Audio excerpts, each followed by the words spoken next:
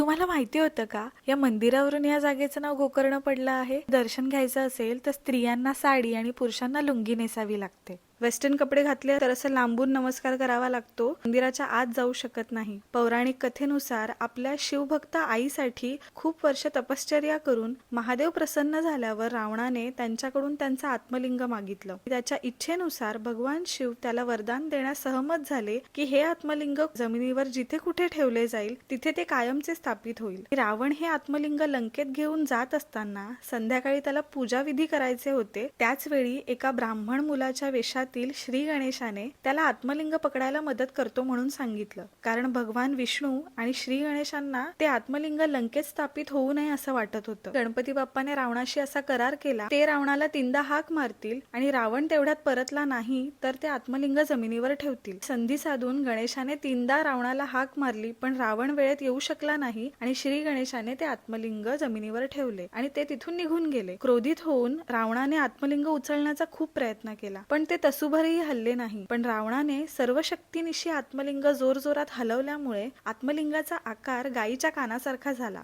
गायीच्या कानासारखे म्हणून गोकर्ण. आणि महाबलशाली रावणाने प्रयत्न करून सुद्धा ते आत्मलिंग जागचे हल्ले नाही, म्हणून महाबळेश्वर हे नाव या मंदिराला दिले. दर्शन घेऊन झाल्यावर थोडी शॉपिंग करून आम्ही पुढे कुठे चाललोय ते नेक्स्ट एपिसोड मध्ये सांगेन.